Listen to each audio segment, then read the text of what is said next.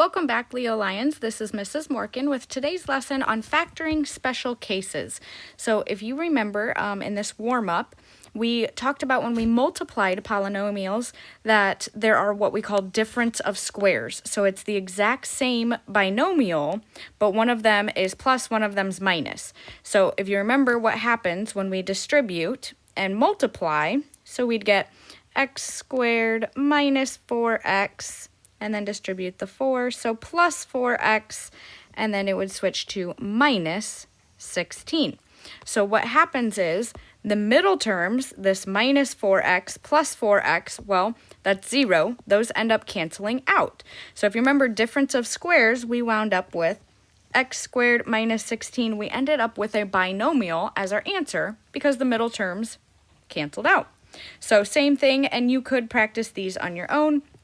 We'd get 25m squared, then minus 5m plus 5m, and then 1 times 1, so minus 1. Again, those middle terms, negative 5m plus 5m, they cancel out. So we'd be left with 25m squared minus 1. And last example, same thing. We're going to have two variables here, but we are still distributing. So we get 4a squared minus 6ab. And then in the middle, we'd have plus 6ab. And then last one, we'd get minus 9b squared. So again, the negative 6ab plus 6ab, they're the same, just opposite, so those would cancel out to 0. So we'd be left with 4a squared minus 9b squared.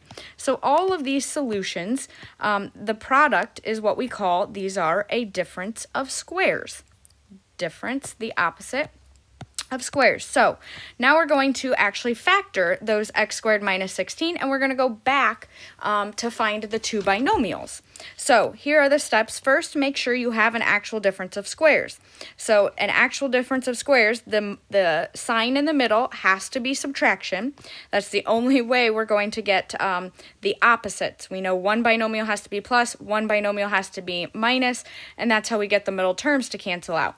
So if there is a plus, like this example number 5, I can already tell that that's not a difference of squares because we're never going to wind up with a positive 25 if both of our signs are opposites, one's plus, one's minus. So we will have to make sure it is actual difference of squares. Must be subtraction sign. And then the other thing is you have to be able to square root both terms. So both of the terms have to be perfect square roots. So we're going to follow this, a squared minus b squared. What we end up with then is an a plus b, and then the opposite, an a minus b. All right. And then step 3, as always, we can check our work to make sure we're doing it correctly. So for example, and we always want to make sure that the power is an even power. If we had a cubed, we couldn't separate those. So a squared, we would separate them into one binomial is a, the other binomial is a. The minus 4, so we know one has to be plus, one has to be minus. And then we simply square root that other term. So square root of 2 is 4. So a plus 2, a minus 2. And then don't forget we can check our work and distribute. So a squared minus 2a plus 2a minus 4. And you always want to make sure those middle terms are the same, just opposite signs. So they cancel out, and we get a squared minus 4. We know our answer is correct. Okay? And we're going to do that same thing on all of these, and you just simply want to square root them. So square root of 81 is 9. So our first term in both binomials is 9. We know one's plus, one's minus. And then the x squared, we just cut the power in half. So x. And then check our work. So we get 81 minus 9x plus 9x, and then minus x squared. So the negative 9x plus 9x, those cancel out. We get 81 minus x squared, so it does go back to what we started with. All right, now this example we had already talked about. In order for this to work, that sign has to be a minus. We cannot square root, and you could, if you maybe didn't see it and you separated your binomials and then you did the square root of 25, because that is a perfect square root, well, you would find out in your work, in checking your work, that the end here, positive 5 times negative 5, it has to be minus 25. So that does not work. This is not our solution. So this is actually a prime polynomial, and we can't factor it. All right, there's no GCF of k squared and 25. We can't separate them any other way because we have to get the middle terms to cancel out. So that is prime. All right, we can keep going here. So now we have a coefficient in front of that b squared. So the square root of 9, we're going to separate our two binomials into 3b and 3b. One's plus, one's minus. Take the square root of 100. So one's plus 10, one's minus 10. And you could check 9b squared minus 30b plus 30b. There's our opposites, so they cancel out. And then 10 times negative 10, we do get our negative 100. So we know we are correct.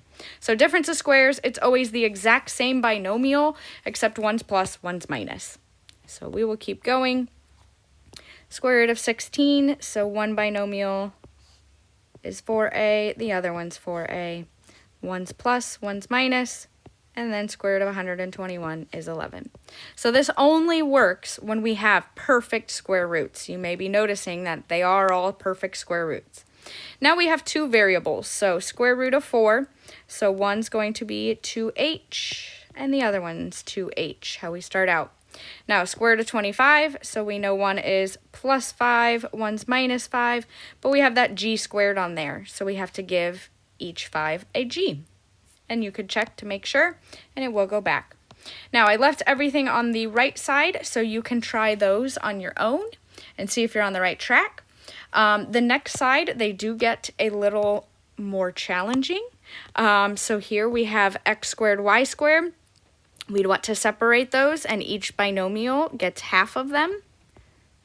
So each binomial is going to start out with xy. We'll have plus and minus, and then square root of 1 is 1. So there we go. Now this next example, so 4 is a perfect square root, so we could do 2c and 2c, and then one's plus, one's minus, but 5 is not a perfect square root, and we can't just divide it by 2. That's not the same thing as a square root. So this is an example. It doesn't have a perfect square root. It is another prime polynomial. We cannot factor it. All right. Now, here we have a higher power. We can still do that k to the 6th power because it is an even power. So we divide it by 2, and we'll have k cubed and k cubed. And then one's plus, one's minus, and then square root of 16, so 4 and 4. And you could always double check. The reason we divide them by 2 is because when we multiply, remember, we are adding powers. So k cubed times k cubed, it goes back to the k to the 6th. Then minus 4k cubed plus 4k cubed. There we see, they cancel out. And then 4 times negative 4, we get minus 16. So it goes back to our original, and we are good. All right. Same thing here, 121 is a perfect square root, so we'll have 11. The r to the 6th, cut them in half, so r cubed. One binomial is plus, one is minus, and then your square root of your 1. And there we go. All right, last set of examples here, we have a GCF with them. Now, when we go to quiz over this, or when we start doing a mixed review of all the factoring, you're not going to be told that they have a GCF. So this is always the first step. You want to make sure that there is nothing in common between the binomial or the polynomial, between all the terms. So 2 and negative 2, we can pull out a GCF of 2. And then write what is left, so 2n squared divided by 2, and then 72 divided by 2. And then now, inside of there, now we have a difference of squares. So we would have n and n. One's plus, one's minus. Take the square root of 36, so 6 and 6. And do not forget to bring down that GCF that we started with.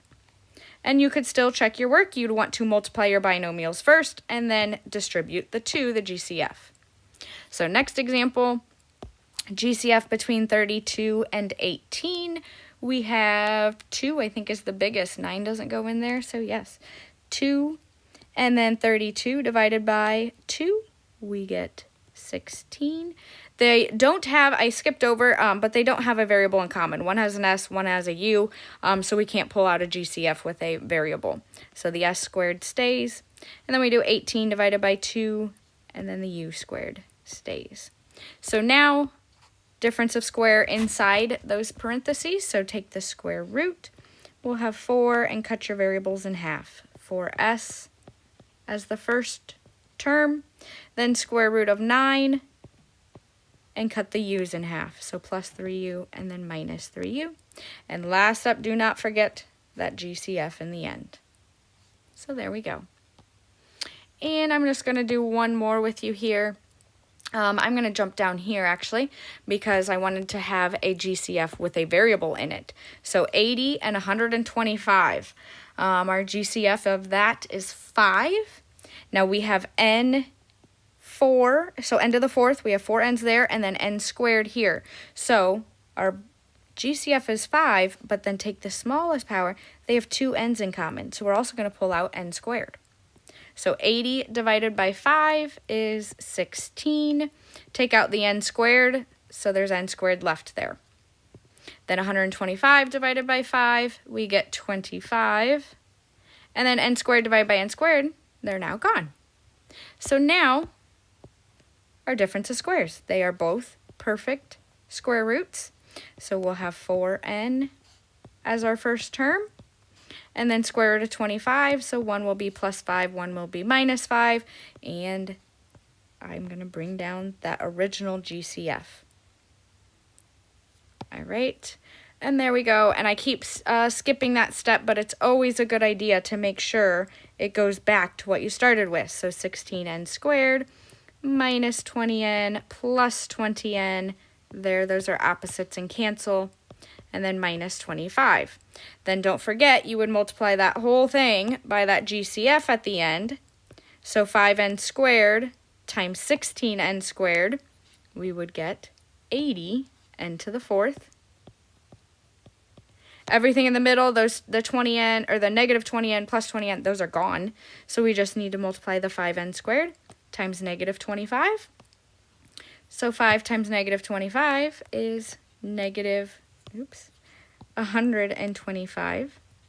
And then we had the n squared. So look back at our original problem, 80n to the 4th minus 125n squared. So we know our factoring was correct. Okay, so there are a whole bunch of examples. Those you only use a good sign for when to use difference of squares is when you have 2 terms. When it's a binomial, it doesn't look like our typical trinomial that we've been factoring. So then you want to look at, all right, is there a minus sign and are the 2 terms both perfect square roots? And that's how you can determine if it's a difference of squares.